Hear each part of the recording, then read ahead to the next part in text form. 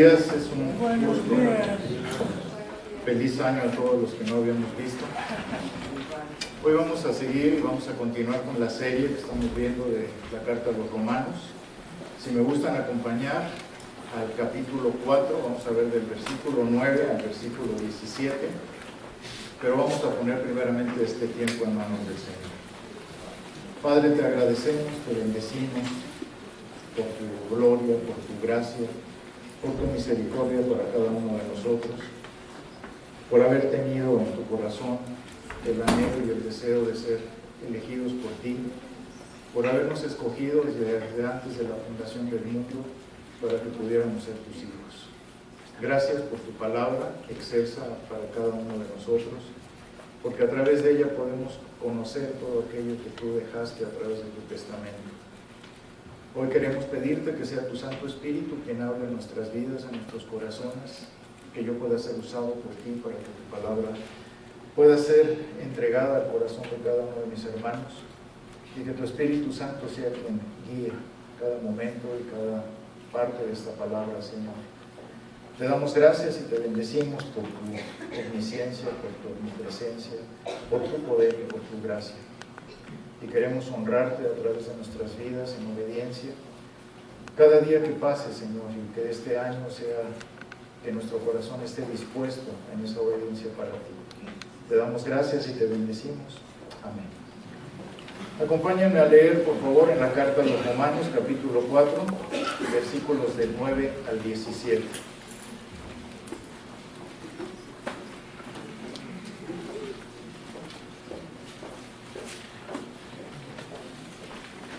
¿Es pues esta bienaventuranza solamente para los de la circuncisión o también para los de la incircuncisión?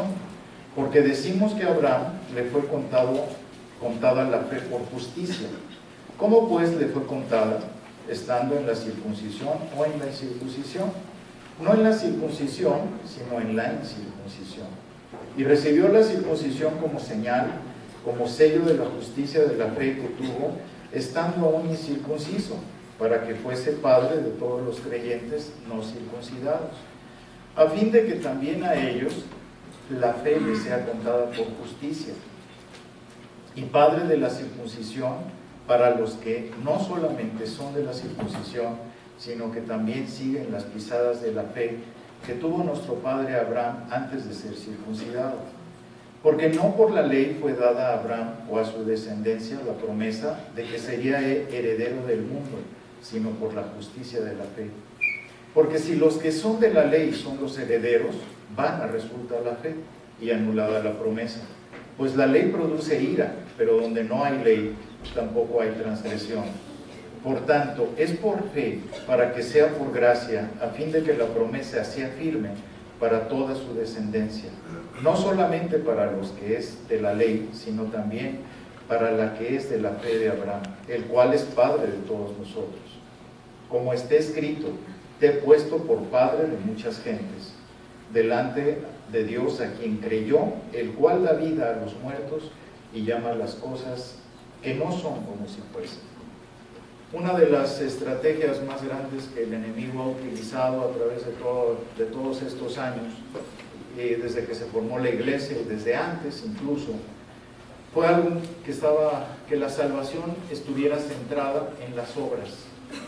¿Cuántos de nosotros no pensábamos antes de conocer al Señor que éramos buenos, que hacíamos cosas buenas, que nos íbamos a salvar porque éramos muy lindos y porque no hacíamos nada mal, porque decíamos mi moral es mejor que la de muchos, entonces definitivamente pues yo no tengo nada que esconderle a Dios, Dios me va a elegir, Dios me va a llevar al cielo, porque yo pensaba que era bueno. Y esa es la estrategia más grande que ha hecho el diablo a través del tiempo, a través de la humanidad, porque hace poquito vimos la experiencia triste de ver procesiones que van hacia la Catedral de Guadalupe, pensando que a través de herirse las rodillas y de herirse las manos, porque van caminando esos 400 metros, tratando de llegar al lugar a donde piensan que va a ser bendecida su vida a través de lo que la Virgen pueda hacer con el Hijo, con nuestro Señor Jesucristo, que pueda interceder por ellos, y llegan y ponen una veladora, la prenden, pensando que con eso van a poder interceder por la persona que está pagando en el purgatorio. Puros engaños, mentiras que el diablo ha difundido a través de siglos, y que a través de los sistemas religiosos se considera que las obras son las que salvan, y que muchos de nosotros hemos creído en esa mentira. Por eso habla tanto el apóstol Pablo a través de este capítulo 4 de todo lo que el enemigo trató de hacer desde la iglesia primitiva. Desde que inició la iglesia empezaron a formarse sectas que empezaban a decir que todo era a través de obras, que la gente se podía salvar a través de esas obras. Y ahí es donde nosotros vemos como hoy hay iglesias contemporáneas que también están hablando de lo mismo, que hacen creerle a la gente que verdaderamente se puede salvar a través de las obras, y las obras humanas jamás van a salvar. Aquí en el capítulo 4, versículos del 9 al 17, vamos a ver 4 puntos básicos que son los que el apóstol Pablo nos explica y que nos indican algo, así como vieron en ese desglose del versículo 9 hasta el versículo 17, hay 4 puntos básicos que nos deben de llamar la atención. El primero de ellos es que la justificación es para quien tiene fe, pero ahorita vamos a ver qué tipo de fe. El segundo es que Abraham fue justificado por la fe, pero no por la circuncisión. Mucha gente piensa que fue a través de eso, los judíos siguen pensando en eso. Abraham no fue justificado tampoco por la ley, porque la ley no existía en ese tiempo. Y Abraham fue justificado solamente por la gracia de Dios, como cada uno de nosotros lo hemos sido. Entonces vamos a ver primeramente que la justificación es para quien tiene fe. Y vamos a ver ahí en el versículo 9, de ahí mismo de Romanos capítulo 4, vamos a revisar ese versículo 9, porque vamos a ver ahí muchísimas de las cosas que el apóstol Pablo está mostrando, aunque parece ser que nos habla mucho de circuncisión y nos empieza a decir que la incircuncisión y la circuncisión como que nos hacemos bolas, ¿verdad? Como que son demasiados términos, pero ahorita van a ver que tiene mucho fundamento lo que él está diciendo. Es pues esta bienaventuranza, y aquí tenemos que detenernos, en el griego, en el original, siempre tenemos que buscar qué dice la palabra original. La palabra bienaventuranza quiere decir, es pues esta bendición. ¿Esta bendición es para los de la circuncisión o también para los de la incircuncisión? Y aquí es donde al momento que nosotros vemos esta última parte donde dice, porque decimos que a Abraham le fue contada la fe por justicia. Esto es importantísimo. Aquí tenemos que hacer un pequeño paréntesis para entender que hay 2 tipos de fe. La fe natural, que ustedes han conocido y sabemos muchos de nosotros que la tenemos. Esa fe natural, ¿qué es lo que hace? Pues es la que nos hace creer, o les hacía creer, a mí me hacía creer también, que a través de mi fe yo podía sacar mermelada. Esa es una fe natural, ¿verdad? Que yo estaba esperando el lunes para decir, ahora sí ya voy a poder comprar casas para todos mis hijos, voy a poder comprar un auditorio más grande para la iglesia, y yo en mi locura lo creía. Entonces esa fe natural es la que nos hace creer que no va a venir un coche porque está el alto, pero es fe, ¿verdad? Porque hay mucho loco que se pasa esa fe también. Es fe, tener fe natural en un doctor. Yo puedo tener fe y decir, yo sé que este doctor es tan bueno que me va a curar, y a veces nos falla esa fe, ¿verdad? Porque es una fe natural, todo el mundo la tenemos, pero existe una fe sobrenatural. Esa fe sobrenatural es la que nos debe de importar, porque esa fe sobrenatural es la que salva, y es una fe que no podemos nosotros tener, que aunque nosotros hubiéramos dicho hace muchos años o hace mucho tiempo, el decir, yo tuve fe para buscar a Dios, y eso es un engaño, es una mentira terrible, porque la fe es la que pone Dios en nuestra vida y no a través de lo que nosotros podamos tener. Esa es una fe que Dios deposita y produce en la persona, que de repente podemos empezar a sentir y a decir, es que ¿por qué tengo esto? ¿Por qué puedo creer en Dios de esta manera tan perfecta? ¿Cómo sucedió en un momento dado en mi vida? Esa fe sobrenatural es la que nos debe de importar, es la que nos está hablando aquí. Y hay 3 elementos de la fe salvadora. esos elementos perfectos, el primero de ellos es que es una fe que tiene un elemento mental. Para que yo pueda creer, yo tengo que empezar a entender a través de mi inteligencia qué dice la Biblia y creerle a la Biblia. No puede ser posible que yo nada más me llegue así y no lo pase a través de mi proceso intelectual. Pero también la fe tiene un elemento emocional. ¿Qué sucede cuando yo ya tengo fe y antes me encantaba el pecado, me gustaba, disfrutaba del pecado? Pero llega un momento en que si yo peco, me duele, me provoca un dolor interno. Y esa es una fe producto de la misma situación emocional. ¿De dónde vino eso? ¿Cómo puede ser posible que a mí me moleste si yo antes decía miles de groserías? ¿Por qué de repente llega el mensaje interno de mi vida y me dice, ya no puedes decir groserías? Suena feo, esto está mal. Y empieza a haber un cambio interno a través de eso. Esa es la fe de tipo emocional. Porque el pecado ya no me gusta, sino me duele, me provoca repulsión. ¿Quién puso eso dentro de mí? Alguien tuvo que ponerlo, no pudo venir de la nada. Por eso es una fe sobrenatural. Y también tiene un elemento volitivo. Hoy decido poner mi confianza y mi esperanza en Dios. Antes no podía hacerlo. Antes no me interesaba, era mi voluntad. El proceso hace que la fe genuina me lleve a tener obediencia hacia Dios. Si verdaderamente tengo fe interna que Dios puso, esa fe sobrenatural, me va a llevar forzosamente a que yo quiera hacer las cosas que Dios me dice, a que yo obedezca, aunque no quiera, aunque me sienta enojado porque estoy dejando de hacer lo que me gusta, pero Dios en ese momento me dice, yo puse esto en ti. Él lo depositó dentro de mi corazón para que yo hiciera lo mejor, para que yo quisiera obedecer. Me dice Dios, deja esa ira, deja ese enojo, ya no te pongas igual que antes. Puedes tener el control interno para dominar tus emociones. ¿Quién hizo eso? ¿Quién puede hacer esa maravilla? Solamente Dios. Y esa es esa fe sobrenatural. Unas palabras de John MacArthur, dice, la fe es el ambiente en el que existe el hombre de Dios. Él confía en que Dios mantiene y cumple su palabra. Fíjense, esto es importantísimo. Él confía en que Dios mantiene y cumple su palabra. ¿Quién nos lleva a que nosotros estemos convencidos y seguros de que Dios va a cumplir con lo que nos dice? Esa fe sobrenatural es la que está dentro de nosotros para hacer las cosas. También existen unas características especiales de la fe sobrenatural. La primera de ellas es que es permanente o continua. La fe que Dios ha depositado en nuestro corazón es permanente, no es de momentos, es todo el tiempo la tenemos. Romanos 1:16 dice que es poder de Dios para el que cree.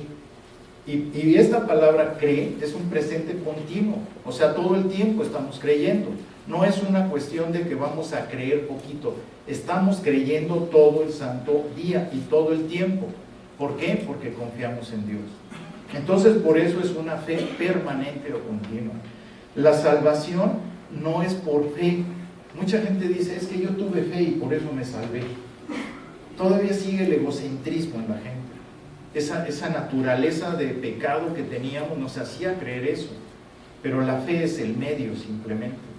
Porque nosotros tenemos que entender, dice Romanos 3:22, para todos los que creen, para todos los que creen en Él, es cuando viene la salvación. Y eso es simplemente, la fe es un medio, pero no es si no sería por obras. Si yo me salvara por tener fe, ya sería por obras, ya no sería a través de la fe sobrenatural que Dios puso en mí. Por eso es tan importante entender esta parte. Y tercero, la fe es un don o regalo sobrenatural. Es algo que Dios nos da, no es algo que yo tenga, no es algo que yo tenía, no es una fe que yo podía disponer. Dice Efesios 2:8, acompáñenme a buscar esa palabra porque es muy importante también esta. Efesios 2:8 dice, porque por gracia sois salvos por medio de la fe, y esto no de vosotros. Aquí está muy claro, no es algo que nosotros tengamos, es algo que Dios pone en nuestra vida, en nuestro corazón. Dice, no de vosotros, pues es don de Dios. Ahí está muy claro. No tiene nada que ver con que, ay, yo tengo fe. No, Dios puso esa fe en tu corazón. Es un regalo. El hombre no se puede producir la fe él solo. La tiene que producir Dios. La tiene que regalar Dios. Es un don. Y aquí viene la parte más importante de la característica de esa fe salvadora, es que es una fe que produce arrepentimiento en la vida de la persona, a fuerza. Si la fe no produce arrepentimiento en la persona, no es una fe salvadora, no es una fe verdadera. Porque la fe verdadera te va a llevar a que te arrepientas, te va a llevar a que cambies, a que seas transformado, forzosamente. Ya no puedes seguir adorando a tu yo. Llega un momento en que dices, ya mi yo no es importante, el que es importante es Cristo en mi vida. Él gobierna mi vida, Él lleva el timón, ya no lo llevo yo, sino que ha habido un cambio interno tan profundo y tan poderoso que me está llevando a esto, a decir, yo quiero que Dios gobierne mi vida. Y viene el cambio. A Abraham le fue contada por justicia su fe, porque Dios dispuso eso en su vida. No fue algo que quiso Abraham, sino que la fe la puso Dios en Abraham. Vamos a ver el segundo punto. Acompáñame ahí mismo en Romanos capítulo 4, versículo 10. No se salgan de Romanos 4, aunque vamos a ir visitando otros pasajes, pero es muy importante que se queden ahí. Repetimos un poquito el versículo 9 para que podamos entender bien. Dice, ¿es pues esta bienaventuranza solamente para los de la circuncisión o también para los de la incircuncisión? Acuérdense que el pueblo judío era quien se circuncidaba, los gentiles no, era una señal de diferencia. Y dice, porque decimos que a Abraham le fue contada por justicia. Ahora, ya sabemos que es la circuncisión, es cortar el prepucio de delante en el varón, que era necesario que se hiciera en ese tiempo. ¿Por qué? Porque la mayoría de los judíos en el Antiguo Testamento consideraban que solamente ellos iban a tener la salvación, que no podía ser para los gentiles, que no existía ese poder de Dios para el pueblo gentil, que la circuncisión los separaba y los escogía como si fueran algo muy especial, como un pueblo escogido de Dios. Y era una realidad, pero muchos judíos pensaban que al ser circuncidados alcanzaban la salvación. Como ahora mucha gente piensa que al ir al bautismo, piensan que con eso ya son salvos. O muchas personas piensan que al hacer una oración, una declaración de fe, como yo declaro que Jesús es mi Señor y lo creo en mi corazón, que con eso ya son salvos. Y eso es un engaño tremendo, porque no es por magia, es por la fe que Dios deposita en la persona y que lleva a cambios, que eso es diferente. Pero muchas iglesias están repletas de gente porque han creído que haciendo esa declaración, entre ellos, yo fui uno de ellos, que creía que por hacer una declaración de fe yo ya podía ser salvo, y es una mentira tremenda. Eso lo inventó un hombre en 1830 que se llamaba Charles Finney y que empezó a llenar las iglesias a través de eso. Pero era una mentira, era un engaño tremendo, porque no es así como la gente, como Dios deposita la fe en la persona.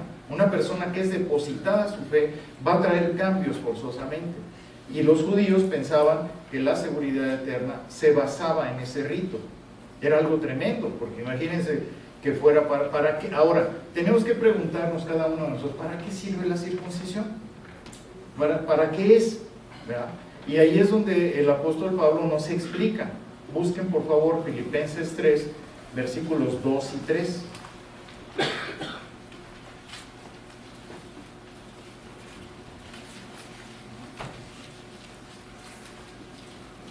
Filipenses 3, versículos 2 al 3. Dice, guardaos de los perros.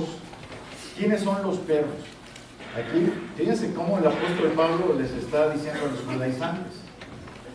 Dice, guardaos de los malos obreros, guardaos de los mutiladores del cuerpo, porque nosotros somos la circuncisión, los que en espíritu servimos a Dios y nos gloriamos en Cristo Jesús, no teniendo confianza en la carne.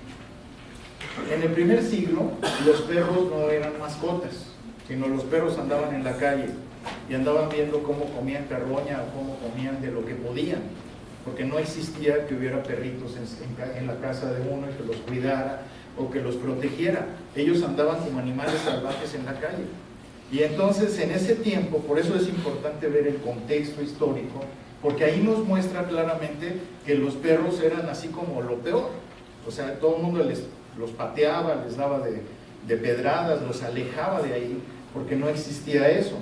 Entonces, como los perros andaban todos sucios, nadie los bañaba, eran situaciones que se veían así como los perros. Entonces, a los gentiles, los judíos les llamaban los perros. Pero aquí se las cambia el apóstol Pablo y les dice que ellos son a los judaizantes, a los que pensaban que podían promover todo, que solamente la circuncisión fuera para la salvación, él les llama que son los perros. Y cuando les dice que son mutiladores, era porque mutilaban el cuerpo, porque la circuncisión no servía para salvar a nadie. Y entonces, una persona que confiaba en la circuncisión, como lo dice aquí en Romanos, era una ceremonia que estaba anulando la obra de Cristo en la vida de las personas, porque lo único que verdaderamente hacía el cambio o hace el cambio en una persona es la obra de Cristo. Él fue a la cruz, no podía ser de otra manera que se quitara esto. Entonces, así como muchos de los judíos creen que la circuncisión trae salvación, hoy en día muchos religiosos creen que las obras traen salvación. Y esto es otra mentira, es la mentira actual que Satanás está produciendo. Algunos incluso reconocen a Cristo. Algunas religiones, algunas sectas creen que reconocen a Cristo. Pero fíjense lo que la misma historia ha provocado en las religiones, porque una de las peores de los contextos históricos que nosotros vemos, la religión católica es la peor de todas, porque ellos consideran que el bautismo salva, que provoca salvación.